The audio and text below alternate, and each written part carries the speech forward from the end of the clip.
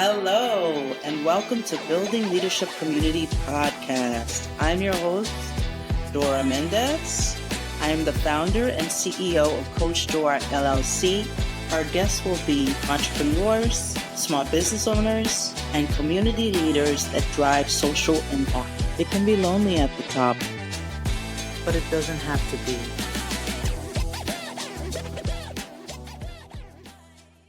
Hello, and welcome to Building Leadership Community Podcast.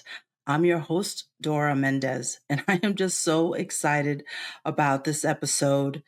We will be interviewing one of the first people who watched our first episode in season 1.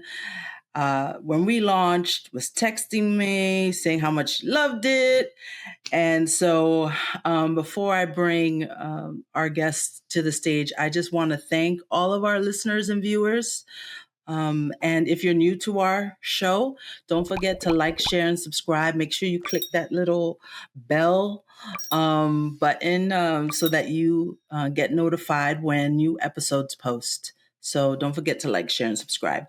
And since launching Building Leadership Community Podcast, the journey has been nothing short of transformative. As a champion of inclusive leadership, growth, and connection, Season 2 is all about deepening the conversations and expanding our impact.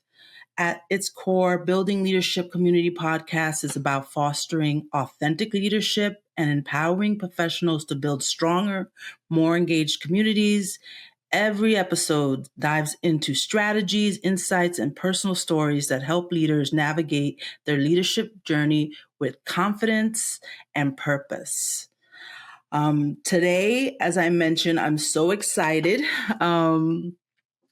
to be diving into the crucial topic of building leadership community with someone who is not only a true expert in branding and people, but is also a dear friend. Years ago, we were roommates years ago, many years ago, and we have stayed connected.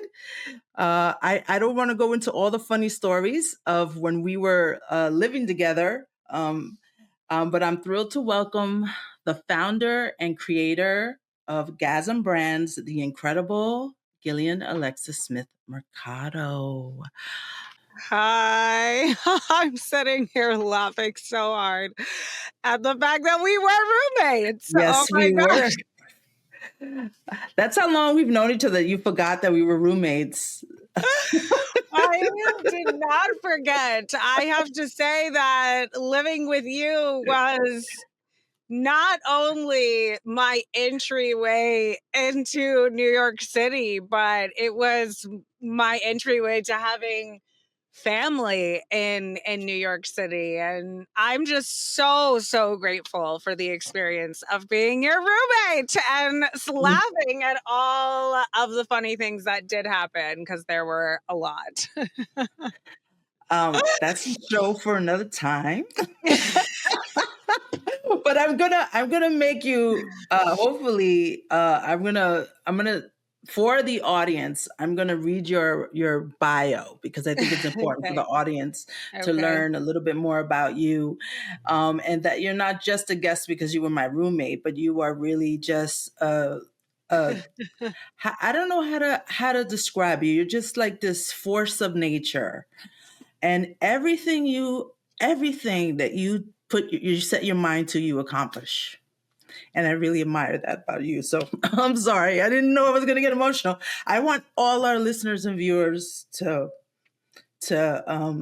hear what you have to say. So just give me a moment. Branding and people expert, founder and creator, Gilleon Alexis Smith-Mercado is a brand strategist, web designer, and founder of GASM Brands. Did I pronounce that correctly? Yes, you did. Perfect. A creative agency helping entrepreneurs who are typically the face of their own brand elevate their online presence with bold strategy, aesthetic clarity, and high converting visuals. With over 20 years of entrepreneurial spirit, Gil blends creative intuition with sharp business acumen to help her clients build brands that actually bop. Yeah. She is about authenticity, intentional design, and making your brand unforgettable online and in real life. And that's part of the reason why you're here today. Our missions really align. We're all about authenticity. And so I love for our listeners and viewers to hear from you about your leadership journey, your leadership story. Yeah, I mean, when I really say, I mean, it's kind of become a little theme of this, chat. But, when I met you, literally, I had just graduated college and I had met your younger sister through a friend.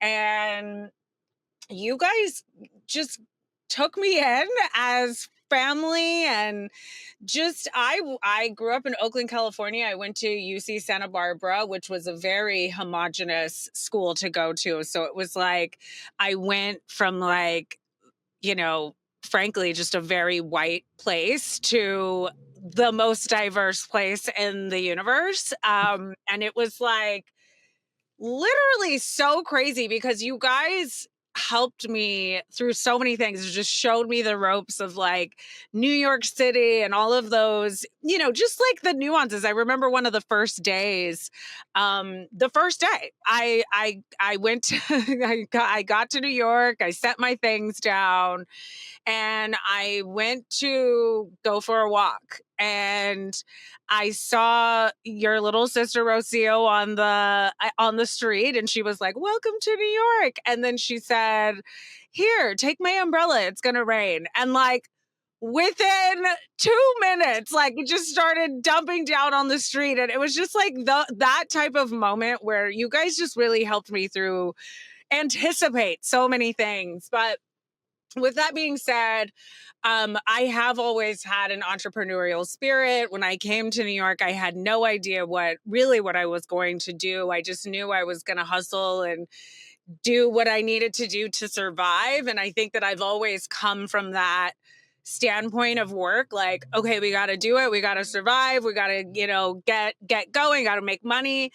But I had a theater degree and I really wanted to do acting. And of course, like I studied Shakespeare and Moliere and the classics. And I was like ready for my, Broadway debut. And I came to New York and I very quickly realized, that wasn't for me. Not only did I not like it, but I just didn't want to, like, I just didn't want to do it. And I also professionally had a completely different idea of what it was. And the one thing that I remember being in those auditions and going to different places is that there was a person there always judging me. Like there was a person sitting there who was like, you know, making the call of on what was happening. And I just remember wanting to know who that person was. They were able to eat chips and like sit there Eat and just chips. like and judge people. You know what I mean? Like that was like my thing. Like, why am I not eating chips and sitting here judging people? Like that's way better than like showing up with my weave wet, sweaty from the subway. You know what I mean? Like trying to like be judged. Like that's insane. Like what are we talking about? So I I exactly what you're talking about. I made it happen. I found out who that person was. I found out that that was the casting director and I got to work. I found a casting director. I started working for the casting director and then I started working for many casting directors and then I became a casting director and I built a business in New York City, casting and helping people. And I think it's always for me been about amplifying people, taking people and giving them opportunities and giving them, a chance to see themselves in a way that they've never seen themselves before or do something that they've never done before or just have coin in their pocket. Like that's the biggest thing is like if I can be an agent for you and your involvement in your career, like I was all for it and I really did. It felt so rewarding being a part of someone's journey, someone's success. And, I did all kinds of different casting. I worked in commercial and I did a lot of New York Fashion Week runway casting and big high fashion production. And, I did it. I was in the trenches. There was a lot going on. The documentary, Supreme Models, that just came out on Netflix, really documents a Ooh, I lot of. haven't seen that. Ooh, Oh, now I it's gotta so see it. good, but it's like it's a lot of, like, they talk about my era, like the 2006 to, like, 9 era when I was, like, really, like, in the trenches of working in fashion, and it was the whiteout, it was what they called it, but, it was like the supermodel era was kinda coming, the Naomi Campbells were getting too big for their britches, and all the designers decided that nobody was going to be too big for them, and so then they wanted to take the models down and make them neutral and have them all be the same look and the same type. And it was just like there was only like 3 black models that they were booking. And and one of Joan Smalls is one of them. She talks about it on the documentary. But it was tough. It was a struggle. It felt very uninspiring, but we were working in fashion and we were doing it and it was so cool. But that did also create kind of a lane for me to be able to kind of go in and make change in that area. And I was able to partner with some really cool up and coming designers and start casting my own shows for New York Fashion Week and creating a way for diversity and inclusion on the runway. And that really opened the door for me to really come into my own as an entrepreneur and make a choice of the type of work I wanted to do and the type of people that I wanted to work with. And Does it yeah, feel and good to work for yourself? It feels that's the good biggest to thing work is for like yourself. I've never had a 9 to 5 job. I've never had one. I feel like I've said this before, but like when I get a 9 to 5, when I was like in high school or like junior high school, and when you would like, hang out with your boyfriend or whatever, but it wasn't your boyfriend yet. And then, but it was, you could tell that it was like going somewhere. Well, the boy would like ask me, okay, like, can we be boyfriend and girlfriend? And I would say, sure. And then I would get home and I would freak out. Like, I would just be like, oh my God, I can't do this. And I feel the same exact way about a 9 to 5. Like the minute they're like, okay, you're in, like, here's your salary, I like start breaking out in hives. Like, I'm like, no, I can't do it. Like, I just need to be my own person. Like, I just feel like there's so much. Not only is there the freedom of like, okay, I can do this call in my car and it doesn't matter, I'm the boss of myself, but there's also the idea of like limitless income. Like I am limitless in what I'm doing. And Well, I love to get some of that limitless because that is there are ups and downs. You know, 100%, but it's as a new limitless. yeah, But it's but limitless. and so well, what I want to share with my listeners and viewers is that's leadership is so important.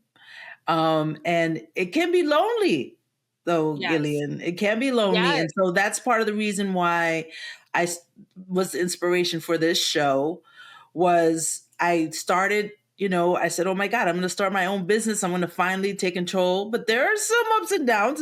I'll be, you've been doing this now 20 years, but I'm still new at Yeah. this. Yeah. And every time I start to get like down, like, oh my God, what did I do? I'm totally crazy. Like I Yeah. was like for starting my own, for doing this, and Right. then Right. I connect with people like you and other Yes. people, and that really helps me remember to stay. And I love this idea of limitless, of being Yeah. limitless. And Mhm. so if you can share kind of if you can go back and tell your younger self something, or if you could want to share with the next generation of leaders, what advice would you give them? Because I love this idea of limitlessness. Is there any other nugget there that you'd like to share? Okay, well, this is twofold. So number one, the idea of like limitless and being lonely and being an entrepreneur, I would say is the number one gripe I have about being an entrepreneur, is that I have to network, I have to communicate, I have to, make so many decisions, and there's nobody like helping me. Like, do I want this to be green or blue? Like, do I, like, should I go left or right? Like, that is the biggest problem. It's very lonely. Um, but that's the thing, is you get out of your comfort zone and you do things like this. Like, this is a big thing that you're doing, and in the sense of like the world and technology and what's happening in business, like a lot of people are saying that the podcast is the new website. So like if you don't have a podcast in 2030, like it's like not having a website. So this is the way that people are growing and expanding and communicating, and I'm doing my own, interview series, and this is the way forwards. So don't stop communicating, because that's the biggest thing, is you never know what doors are going to open from those conversations, and I gain something from every conversation I have. So, and you should, if you don't, then bye. I like But that. I like the I guess if we boil it down to nugget, it's communicate. It's communication is really kind of yeah, what drives you, because like for me, like you were just such like you have like this vivacious, this effervescent energy that I think will come through and to our listeners and to our viewers for sure. Um uh and and not everyone is like that. Not everyone has that kind of personality. that's So true. That's but true. I think regardless of your personality, I think communication is key, right? It Yeah, takes the and you can courage, do it. You can right? It do it. takes You don't have to Mhm. be on video every time you do something. You can do voiceover. Like, there's a whole market. I'm doing a whole thing on faceless marketing. You don't even need to show your face. Like, there's so many things that you can do out there. Like, no excuses. Just do it. Like, just do it. You're doing it. And that's the thing. It's like if you don't ever do it, you're never gonna know what you're doing. You know what I mean? You're never gonna know your potential. So that's number one. I would say that. But if you ask me, because that's a totally other question. If you ask me if I could tell my younger self something, one of the main things that I would tell my younger self is to treat social media as a part of my business. Like, I never use social media to socialize. Like, I think we got it all wrong from the very beginning. And us millennials, like, I did the MySpace and the Facebook, and I've been through all the What's iterations. MySpace? Now let me stop. And every iteration was used to like make friends and show my family and my life and whatever the heck is going on. And that was wrong. That was very, very wrong. And I just wish that I had looked at it as a A marketing tool. tool, as a business tool, as a, you know what I mean, It's a expansion tool, tool. as all Yeah. like, as, now when I'm looking at social media, I look at it as the same way as like doing accounting. Like, I've got to calculate my profit and loss. Like, I got to get online for 15 minutes and like engage You and have a expand and schedule. go. Yeah. Like, You it's have the a same schedule, exact you have a thing. calendar, and Yeah. then you leave now there's WhatsApp, and I just have a family group. That's where I share the stuff for the family. Um, Yeah, and that's where, frankly, what Facebook is for. Facebook is kind of like, okay, like let me keep up with the family too. But I have two I versions just, of Facebook. I have the Coach Dora Facebook page, and then I have the page that I've had for since like Facebook started. which I don't even want to date myself. Yeah. I mean, I honestly, that's the thing. It's like, yeah, I use it for ads and I do use it, but honestly, like it's just a business tool at this point. Like it's nothing more than that. And I think I went away from it and rejected it. And, it's like number one, it's a business tool. Number two, like stop comparing yourself to other businesses on it. Like there's nothing personal.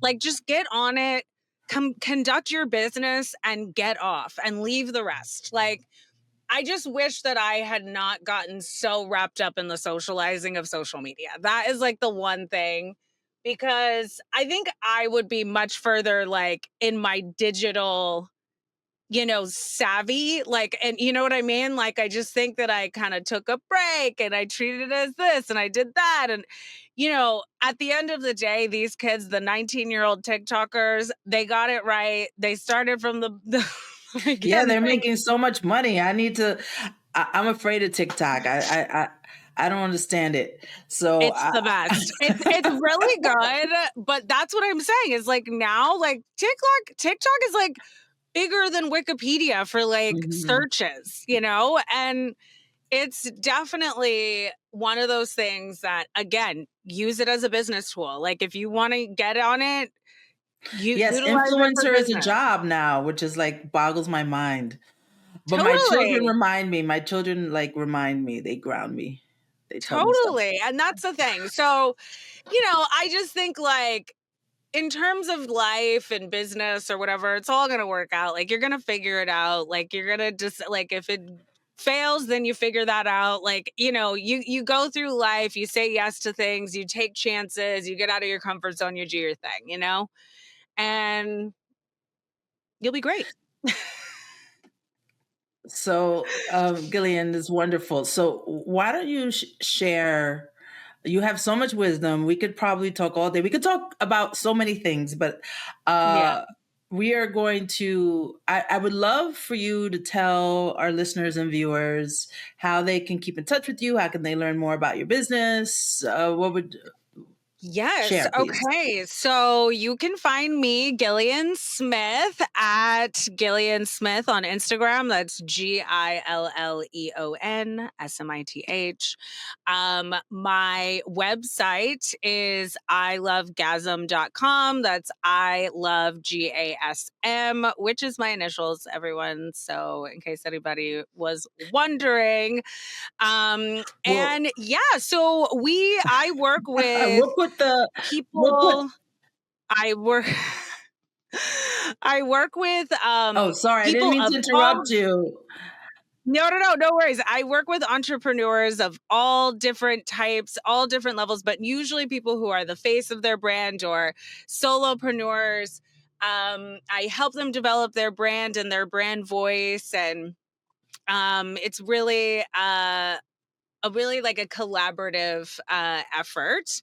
But I have all kinds of different ways that you can collaborate with me, whether it's one-on-one. I have a course, I have a lot of free resources. So please check out ilovegasm.com. And you can also book a call with me, a free call with me, and I can give you a little read. I could do whatever. So a free read if you want. So I'm gonna put all of those handles on your website. It'll be in the description of the Yeah. episode. Okay, So if amazing. folks who are listening in their car, you don't have to pull over and write it down. It'll be in the episode. And if you're watching on YouTube, it'll be in the description there. So Gillian, I just want to thank you so much Yes, of for course.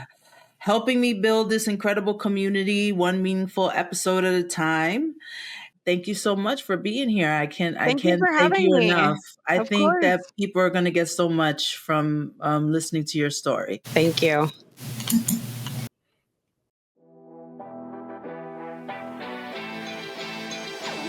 You've been listening to Building Leadership Community. Watch on YouTube at Coach Dora and listen wherever you get your podcasts. Follow me on LinkedIn, Instagram, and YouTube at Coach Dora and visit me on the web at CoachDoraMendez.com. Hosted by me, Dora Mendez. Produced by Dora Mendez and Dylan Rogers. Graphics, editing, and sound mixing by Dylan Rogers.